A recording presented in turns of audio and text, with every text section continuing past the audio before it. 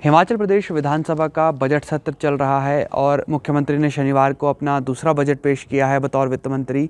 Bharatiya Janata party विधायक दल पहले बजट को झूठ का और दूसरे बजट को लूट वाला बजट बता रहा है। हमेशा ही हिमाचल प्रदेश विधानसभा के अंदर अलग अंदाज में नजर आने वाले विधायक बिक्रम सिंह ठाकुर हमारे साथ हैं। पूर्व में उद्योग मंत्री रहे हैं। बिक्रम जी, बहुत बहुत स्वागत। सबसे पहले धन्यवाद, आपका बहुत बहुत धन्यवाद। भारतीय जनता पार्टी के विधायकों को ऐसा क्यों लग रहा है कि मुख्यमंत्री का पहला बजट झूठ वाला था और दूसरा बजट लूट वाला?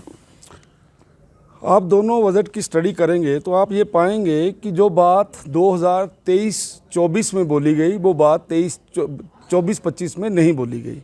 आप ये देखेंगे कि जो बजट में बोला गया कि हर कंस्टिट्यूंसी के अंदर एक मॉडल हेल्थ इंस्टीट्यूशंस होगा, आज आपको वो हेल्थ इंस्टीट्यूशन कहीं नहीं मिल रहा। जो नया बजट है उसमें ये लिखा है कि हेल्थ इंस्टीट्यूशन अच्छे करने के लिए हर कंस्टिट्यूंसी में 1-1 करोड़ रुपए का प्रावधान किया जाएगा। आज कांगड़ा को ये बोला जा रहा है कि कांगड़ा को हम एक टूरिज़्म की जो राजधानी यहाँ बनाएंगे, तो चिड़ियाघर से कभी टूरिज़्म की राजधानी नहीं बनती। एक जो ऑथेंटिक कार्यक्रम कांगड़ा के लिए चाहिए वो कोई किसी भी प्रकार से नहीं है। कांगड़ा के साथ लगातार इस सरकार की द्वारा अनदेखी हो रही है। सेंट्रल यूनिवर्सिटी के लिए 30 करोड़ रुपया देना इस सरकार के लिए बड़ा मुश्किल हो गया है कि वहाँ सेंट्रल यूनिवर्सिटी का काम इसलिए शुरू नहीं हो रहा।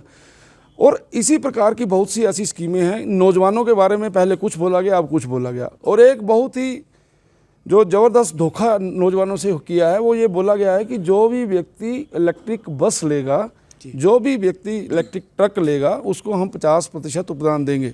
हिमाचल प्रदेश के अंदर, पूरे हिंदुस्तान के अंदर जो मैन्युफैक्चरिंग यूनिट्स हैं उनकी हालत ये है कि जो सरकार ने जो ऑर्डर दिए हुए हैं उनसे उतने बसेस वहाँ बन नहीं पा रही। तो हिमाचल प्रदेश के अंदर आज किसी भी नौजवान को कोई भी इलेक्ट्रिकल बस जो है वो नहीं मिली है, कोई भी इलेक्ट्रिकल ट्रक यहाँ नहीं आया है, क्योंकि इनको मालूम है कि मैन्युफैक्चरिंग में ये प्रॉब्लम आ रही है। इसलिए 50% का उपदान इन लोगों ने वहाँ पे रख दिया है, क्योंकि पता है किसी को बस मिलेगी नहीं, किसी को ट्रक मिलेगा नहीं, इसलिए सब्सिडी भी नहीं मिलेगी। इसी प्रकार की बहुत सी बातें इन दोनों आपके जो बजट भाषण है उनमें जो दी गई है, इसीलिए इनको ये बोला गया है कि ये ठगते हैं, इसीलिए इनके बारे में इस प्रकार की बातें कही गई हैं। आप कह रहे हैं कि नीति की कमी है, जो बातें फिजिबल नहीं लगती हैं वो मुख्यमंत्री ने बजट में पेश की है। नीति भले ही विपक्ष को ना नज़र आ रही हो, क्या नीयत नज़र आती है मुख्यमंत्री की कुछ अच्छा करने की? अगर उनकी बातें सुनेंगे तब तो ऐसा लगता है कि उन जैसा मुख्यमंत्री हुआ ही नहीं है। ऐसा लगता है कि इतना विद्वान व्यक्ति पहले पैदा ही नहीं हुआ। ऐसे लगता है कि इससे पहले जितने भी मुख्यमंत्री हुए हैं वो सारे के सारे जो हैं वो जो चोरी करने वाले हैं, जो ठगी करने वाले हैं। जब जितने भी पहले मुख्यमंत्री हुए हैं उनको ऐसा लगता है कि वो उनका हिमाचल प्रदेश के प्रति कोई प्रेम नहीं है, और उनको ये लगता है कि जो कुछ भी पिछली सरकारों में हुआ है उसमें कोई ना कोई गलती हुई है। तो जब कोई व्यक्ति अपने आप को इतना बुद्धिमान मानता है तो ये मान लेना चाहिए कि वो कुछ भी नहीं है। इसलिए नीयत के विषय में आप बोल रहे हैं, मैंने इंडस्ट्री पॉलिसी के बारे में बातचीत की है। आप बताइए हिमाचल प्रदेश में इंडस्ट्री क्यों आएगी? हिमाचल प्रदेश में ना तो रॉ मटेरियल है, हिमाचल प्रदेश के अंदर ना कोई बड़ी मार्केट है, लेकिन हिमाचल प्रदेश के नौजवान को नौकरी देने के लिए आपके पास कोई अल्टरनेट नहीं है। तो इसलिए इंडस्ट्री को यहाँ लाने के लिए उसको अट्रैक्शन देनी पड़ेगी, उसको कुछ ना कुछ देना पड़ेगा। माननीय मुख्यमंत्री जी का ये मानना है कि आप दे क्यों रहे हैं, और मैं ये बोलता हूँ कि अगर आप कुछ नहीं देंगे तो आप एक भी इंडस्ट्री लाकर दिखाइए ना। और आज बड़े बड़े units, Hindustan Lever Limited, Procter and Gamble, ऐसे यूनिट यहाँ से जा रहे हैं। और बड़े बड़े यूनिट जिन्होंने यहाँ पे अमेंड करने थे, अपने साथ में यूनिट लगाने थे, वो लोग कोई यहाँ पे यूनिट नहीं लगा रहा, क्योंकि लोग पंजाब में जा रहे हैं, पंजाब हरियाणा में जा रहे हैं, उत्तराखंड में जा रहे हैं। इसलिए इस प्रकार से जब आप सरकार चलाने की कोशिश करेंगे कि आपको ये लगता है कि सारी की सारी बातें अलग हैं जी, तो सरकारें ठीक तरीके से नहीं चलती। आज यही कारण है कि 1 वर्ष 4 महीने बीत जाने के बाद भी सुक्खू जी के बारे में किसी ने किसी प्रकार की कोई प्रोजेक्शन नहीं बनी है, कोई फ्लैगशिप प्रोग्राम नहीं मिला है। यही कारण है। आप नौकरियों की बात कर रहे हैं। सुबह भी सदन शुरू होने से पहले भी भाजपा विधायक दल ने बाहर नारेबाजी की, अंदर भी आप लोगों ने मुद्दा उठाया।